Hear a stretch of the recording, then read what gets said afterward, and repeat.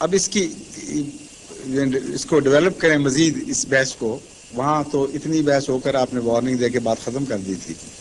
تو جس پہلو سے دیکھیں بڑے ہی پرلطف نئے نئے مضمون جماعت احمدیہ کے حق میں ابھرتے جاتے ہیں. ایک یہ ہے کہ ان 72 کے اندر جن کے متعلق اسمبلی نے اعلان کیا اور اخباروں میں سرخیاں لگ گئیں کہ اسلام کے 72 فرقوں نے متفقہ طور پر جماعت احمدیہ کو دائرہ اسلام سے خارج کر کے باہر پھینک دیا. یہ چھپے ہوئے اخبار پاکستان کے موجود ہیں ہماری لائبریری میں، یہ سرخیاں لگی ہوئی تھیں. لفظ 72 لکھا ہوا اوپر، یہ خدا کی تقدیر نے لکھایا.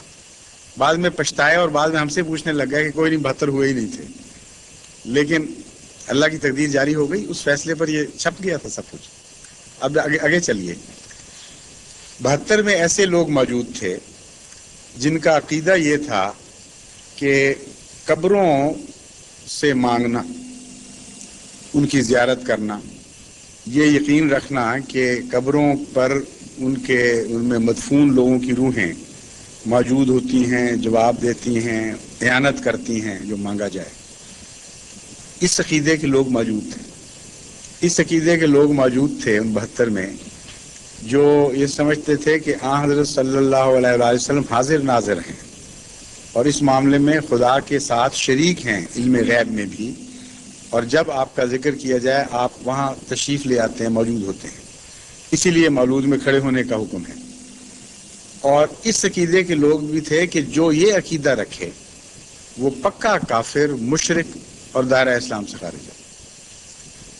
اور اس عقیدے کے لوگ بھی تھے کہ جو یہ عقیدہ نہ رکھے وہ پکا کافر، مشرک اور دائرہ اسلام سے اور کافر اور خارجی اور جو کچھ بھی بے دین ہے اس کا اسلام سے کوئی تعلق نہیں. اس دن یہ فیصلہ کیا دونوں نے مل کے کہ ہم مسلمان ہیں اور احمدی جھوٹے اور دائرہ اسلام سے خارج. اب تقویٰ کہاں باقی رہ گیا اس فیصلے میں؟ اتنا بنیادی اختلاف ہو اور اسلام کی چھاپ کی اجازت دے دینا، اس کا مطلب یہ بنا کہ اب اسلام کے اندر بیک وقت متضاد عقیدے رکھے جا سکتے ہیں.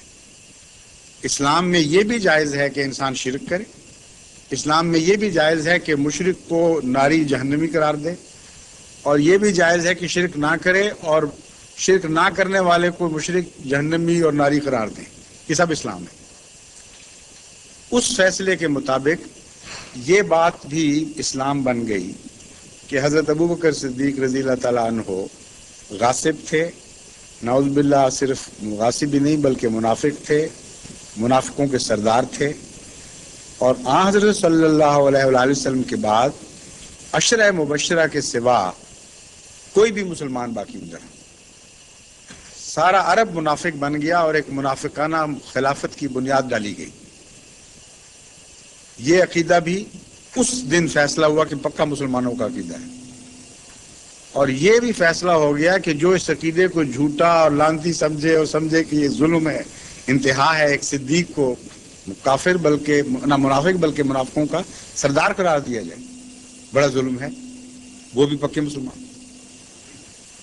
یہ بھی فیصلہ ہو گیا کہ آج کے دن وہ لوگ بھی پکے مسلمان ہیں جو کہتے ہیں کہ حضرت علی رضی اللہ تعالی عنہ پر حضرت جبرائیل نے قرآن لے کر آنا تھا، آپ پر وہی نازل ہونی تھی، لیکن شکل بہت ملتی تھی حضرت صلی اللہ علیہ وآلہ وسلم سے، اس لیے حضرت جبرائیل سے غلطی ہو گئی اور قرآن کریم غلطی سے حضرت رسول اللہ کریم صلی اللہ علیہ وسلم کو ڈلیور ہو گیا.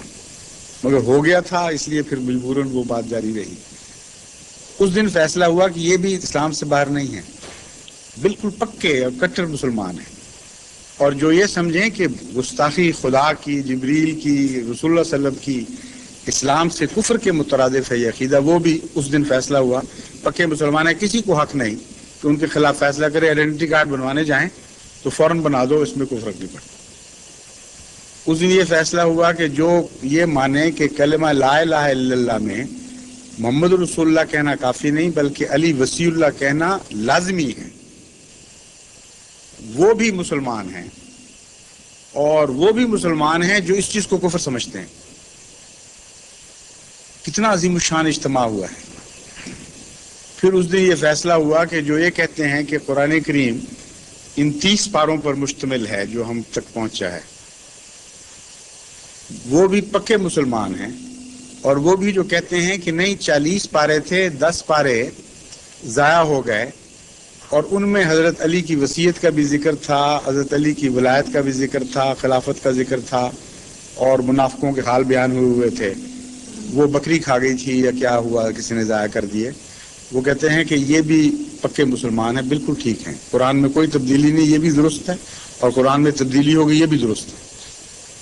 ان سب باتوں پر اس دن چھاپ لگا دی گئی ہے، اور قلوبہم شتیٰ پر گواہی دے دی گئی، اور یہ اعلان ہو گیا کہ اب اسلام کی تھیلی میں یہ سب چیزیں اکٹھی متضاد ایک وقت میں زندہ رہ سکتی ہیں. اور یہ بھی فیصلہ اس دن دیا گیا کہ وہ کلمہ جو حضرت محمد مصطفیٰ صلی اللہ علیہ وآلہ وسلم پر نازل فرمایا گیا، جو پہلے دن سے اسلام بنانے کے لیے ایک مؤثر کارروائی تھی، کافی تھا، وہ کلمہ مسلمان بنانے کے لیے نامکمل تھا. جب تک مرزا غلام احمد کے قطعی انکار کا دعویٰ اس کلمے میں شامل نہ کر دیا جائے، اس وقت تو کوئی مسلمان بن ہی نہیں سکتا. اس لیے تعریف مکمل اس وقت نہیں ہوئی جب اسلام مکمل ہوا ہے.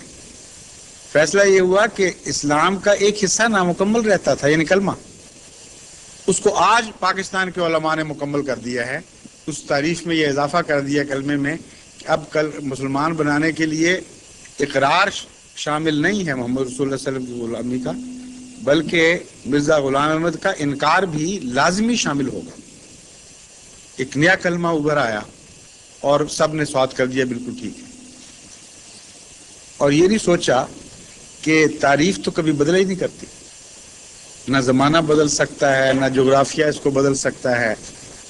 انسان کی کوئی تعریف کر لیں، پہلا حبشی یا جو یہاں بھی وہ پیدا ہوا تھا، جو انسان تھا، اس پر بھی صادق آئے گی، اور آخری مرنے والے پر بھی صادق آئے گی، خواہ مومن ہو یا کافر ہو، جو بھی ہو.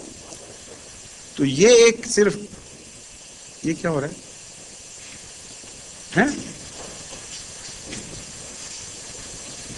کیا؟ اچھا تو بند کرا دیں. تو یہ بھی اس دن فیصلہ ہو گیا کہ اب یہ کلمہ جو تھا یہ نامکمل تھا، اب مکمل ہو گیا.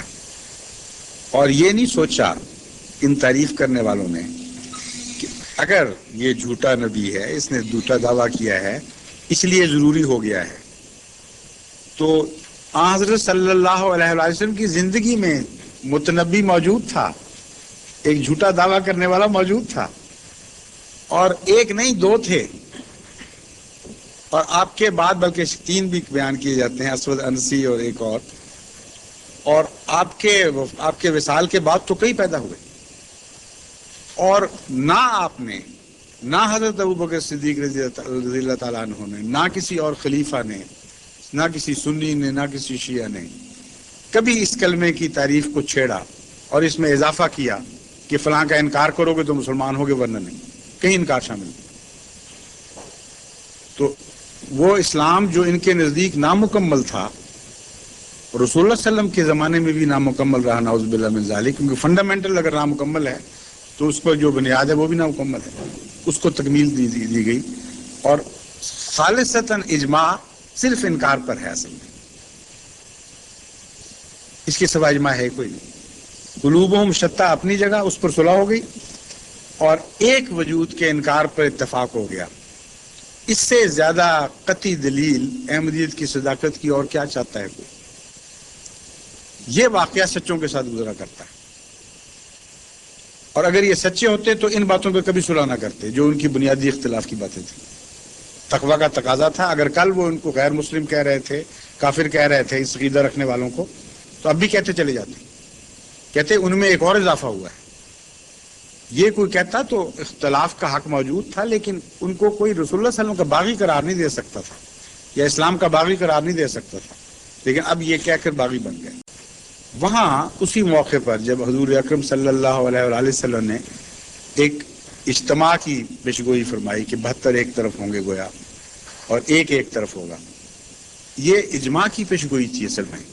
کیونکہ اس کے بعد، اس بیان کے بعد ایک سوال کرنے والے نے سوال کیا کہ یا رسول اللہ، یہ تو بڑے فتنے کی بات ہے کیا بنے گا؟ ہم کس طرح پہچانیں گے کہ وہ ایک کون ہے؟ بڑا ہی اہم سوال تھا۔ 72 میں سے، بلکہ اب 73 ہونے والے تھے، یہود کے زمانے میں 72 تھے، 73 میں سے ایک سچا اور باقی جھوٹے، یہ فیصلہ دے رہے ہیں امت کے سردار صلی اللہ علیہ وآلہ وسلم۔ اور حکم یہ ہے کہ سچے کو ماننا، ورنہ تم بھی جھوٹے ہو جاؤ گے۔ کتنا مشکل کام۔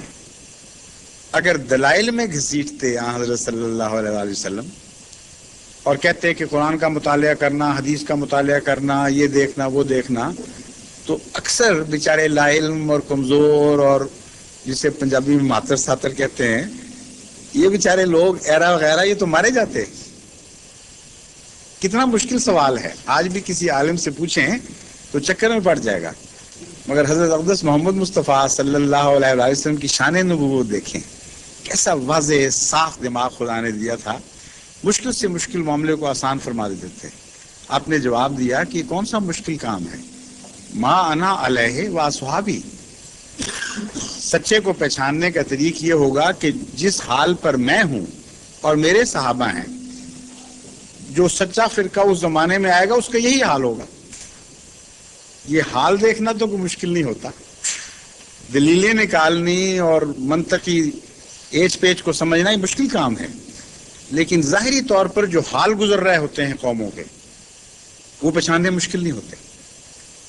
حضرت صلی اللہ علیہ وآلہ وسلم اور آپ کے غلاموں کا کیا حال تھا، اس بارے میں تو کسی مسلمان کو کوئی بھی شک کی گنجائش نہیں۔ پڑھا لکھا ہو، ان پڑھ ہو، اس کو یہ پتہ ہوگا کہ کلمہ پڑھنے والوں کو گلیوں میں گھسیٹا جاتا تھا، سزائیں دی جاتی تھیں، کلمہ پڑھنے کے حق سے محروم رکھا جاتا تھا۔ تبھی بلال پیدا ہوئے ہیں، تبھی وہ عظیم الشان عورتیں پیدا ہوئی ہیں جن کو دھوپ میں کھڑا کھڑ کے زریں پہنا کے گرمی میں عذاب دے دے کے مارا گیا، اور گلیوں میں گھسیٹ گھسیٹ کے کتوں کی طرح ان سے یہ سلوک کیا گیا مسلمانوں سے، اس جرم میں کہ تم کلمہ پڑھتے ہو۔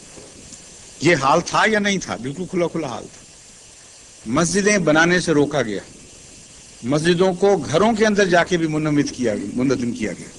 حضرت ابوبکر صدیق نے رضی اللہ تعالیٰ عنہ نے باہر چونکہ اجازت نہیں تھی، اپنے گھر کے سین میں مسجد بنائی، حملہ کر کے یلغار کر کے لوگ پہنچے کہ تمہیں خدا کی عبادت کا کیا حق ہے، تم گندے پلید لوگ، وہاں سے اس مسجد کو مٹا دیا۔ آپ کو حج سے روکا گیا، آپ کو اپنے فرائض منصبی عبادت سے روکا گیا، یہاں تک کہ قرآن کریم نے اس کا ذکر فرمایا۔ کتنا اندھیر، کتنا ظلم ہے۔ ینہا عبدن اذا صلی، کچھ بدبخت ایسے لوگ ہیں جو عبادت سے روکتے ہیں، جو خدا کی عبادت ہے۔ ایک بندہ کہتا ہے میں اپنے رب کی عبادت کر رہا ہوں، کہتے ہیں تمہیں کیا حق ہے، ہم تمہیں روکیں گے۔ یہ سارا سلوک حضرت رسول اکرم صلی اللہ علیہ وسلم اور آپ کے غلاموں سے ہوا، اور یہ اعلان کیے گئے کہ ان کی بیویاں حرام ہو گئیں، ان کو طلاقیں مل گئیں، جو مسلمان ہو جائے وہ آٹومیٹکلی اس کی شادی منسوخ، ان کے بچے اپنے والدین کا ورثہ پانے سے محروم، ان کے مکان لوٹ لو، ان کو گھروں سے نکال دو، اعلان کرو کہ اب تمہاری ہمارے یہاں کوئی گنجائش موجود نہیں، اب ہم تمہیں نیست و نابود کر کے چھوڑیں گے، یا اپنا مذہب تبدیل کرو اور ہمارے اندر واپس آؤ، ورنہ اس ملک میں تمہارا زندہ رہنے کا کوئی حق نہیں۔ یہ حقیقت کس مسلمان پہ پوشیدہ ہے آج بتائیں؟ پڑھا لکھا ہو یا ان پڑھ ہو، ہر ایک کو پتہ کہ یہ سلوک تھا۔ اور یہ سلوک جماعت احمدیہ کے ساتھ کس نے کیا ہے؟ ایک فرقے نے، دو فرقوں نے؟ اجماع ہوا ہے، اسی اجماع کے نتیجے میں بڑے فخر کے ساتھ سارے پاکستان میں مولوی زندناتے پھرتے ہیں، اور یہاں آ کر ان کو بھی بتاتے ہیں تم بھی شامل ہو جاؤ ہمارے ساتھ، تم یہاں بیٹھے کیا کر رہے ہو، اتنا ثواب کا کام، اتنا نیکی کا کام، کہ ہم کلمے سے روک رہے ہیں بدبختوں کو، ناپاکوں کو، اور تم پڑھنے دیتے ہو ان کو، تم بھی ان کو قتل کرو، تم بھی ان کو لوٹو۔ ان کا کیا حق ہے نمازیں پڑھیں؟ ہمارا حق ہے، خدا ہمارا ہے، ان کا نہیں۔ ان کا کیا حق ہے رسول اللہ صلی اللہ علیہ وسلم کی تعریف کریں؟ ان کا کوئی حق نہیں، یہ ناپاک اور گندے لوگ ہیں۔ وہ سارے جرائم جو حضرت صلی اللہ علیہ وآلہ وسلم اور آپ کے غلاموں کے خلاف دشمنان اسلام کر رہے تھے، وہ ان سارے جرائم کی مرتکب آج یہ 72 کی جمعیت ہے، اور عدالتوں میں گواہی دے چکے ہیں، جانتے ہیں ہم کیا کر رہے ہیں، یہ نہیں کہ ناواقف ہیں۔ کوئٹہ کی عدالت میں جب مسجد میں اسمار کی گئی اور احمدیوں کو کلمے کے پڑھنے کے جرم میں قیدوں میں ڈالا گیا تو عدالت میں ان کے جو جمعیت کا حفاظت ختم نبوت کی جو جمعیت تھی ان کا صوبائی صدر ہے، وہ بیان دے رہا ہے. وکیل نے اس سے پوچھا کہ آپ یہ بتائیں کہ یہ سب کچھ جو آپ اس وقت احمدیوں سے کر رہے ہیں، حضرت صلی اللہ علیہ وآلہ وسلم کے زمانے میں یہ کون کس سے کیا کرتا تھا؟ جواب تھا کہ مشرک محمد رسول اللہ صلی اللہ علیہ وسلم اور آپ کے ساتھیوں سے یہی کچھ کیا کرتے تھے. ریکارڈڈ ہے یہ عدالت میں. تو شبے کی کون سی گنجائش باقی رہتی ہے؟ میرے نزدیک تو اس واقعہ، جس واقعہ کو احمدیت کی تکذیب کے لیے سب سے شاندار واقعہ سمجھتے ہیں، میرے نزدیک اس سے بڑا واضح اور روشن ثبوت احمدیت کی صداقت کا اور کوئی پیش نہیں کیا جا سکتا. کیونکہ رسول اللہ صلی اللہ علیہ وسلم کی صداقت بھی اس کے ساتھ وابستہ ہو گئی ہے. آپ کی پیشگوئی پوری ہوئی، ہر لحاظ سے پوری، ہر پہلو سے پوری ہوئی، اور اس میں اب کسی جھگڑے کی بات نہیں کہ عالم ہے غیر عالم، سب کے سامنے بات کھل گئی ہے. اگلا سوال.